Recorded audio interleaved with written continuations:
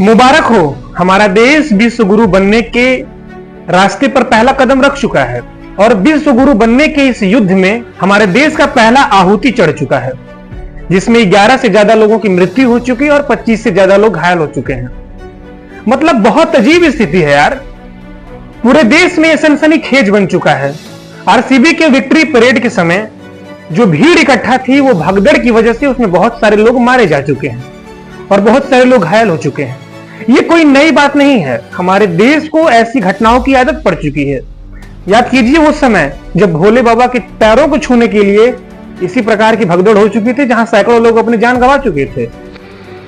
पर आज वही फिर से हुआ है और ये दिखाता है कि हमने उस घटना से कुछ नहीं सीखा। जो हम गलती पहले कर रहे थे वो गलती हम आज भी कर रहे हैं। और हमारे देश का पूरा सिस्टम इस बात पे सवाल उठा रहा है कि बेंगलुरु की पुलिस क्या कर रही थी या वहां की सुरक्षा व्यवस्था क्या कर रहा था। और मैं मानता हूं इस बात को कि चूक हुई है, बहुत बड़ी चूक हुई है। पर हमारे देश के जो लोग हैं उनकी रिस्पॉन्सिबिलिटी क्या है? तुम सोचो यार कि एक इंसान होकर तुम इंसान के ऊपर कैसे चढ़ सकते हो भाई। मतलब कि बहुत ज्यादा पेनफुल है यार ये। 3 जून 2025 को पंजाब बनाम बेंगलोर के बीच में आरसीबी का फाइनल मुकाबला खेला जाता है चिन्नास्वामी स्टेडियम में। पर सभी ये कयास लगा रहे थे कि आरसीबी हो सकता है शायद आज जीते। पर वहां का जो सिस्टम है, जो सिक्योरिटी सिस्टम है, उसे इस बात के लिए तैयार रहना चाहिए था कि हो सकता है बेंगलुरु ना जीते, फिर भी हमें प्रिपेयर रहना होगा। आखिर क्या होगा जब आरसीबी जीत जाएगी?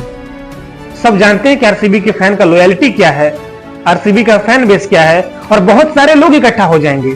और सुरक्षा की दृष्टि से यह बहुत बड़ी चूक है, मतलब ऐसा माना जा सकता है। और उसमें सबसे बड़ी दिक्कत यह हो गई है कि इस विक्ट्री में पॉलिटिशियन की भी एंट्री हो चुकी है। जब हमारे देश में वर्ल्ड कप के बाद मुंबई में इस बात को सेलिब्रेट किया जा रहा था तो वहां पर कोई पॉलिटिशियन नहीं था, वहां पे ओपन था। बहुत सारे खिलाड़ी जो थे बस पे थे, लोग इजिली देख सकते थे और खिलाड़ियों को, और वहां का सिस्टम यहां के मुकाबले बहुत सही था। यहां पे दिक्कत क्या है कि एक जगह इकट्ठा होकर इसे सेलिब्रेट करना था और इकट्ठा होने के लिए कम से कम 70,000 लोगों को खड़ा होने के लिए एक प्रॉपर जगह चाहिए।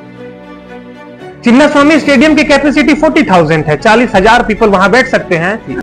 जिसका परिणाम ये हुआ कि आज हम और आप जो सुन रहे हैं, तो ये दिखाता है कि हमारे देश के लोगों का माइंडसेट क्या है। और हम इस बात को एक्सेप्ट करते हैं कि हो सकता है आप आरसीबी के बहुत बड़े वाले फैन हैं, और इसका मतलब क्या हुआ यार? आप एक टीम के लिए इतना पागल हो गए कि आप ह्यूमैनिटी को भूल गए।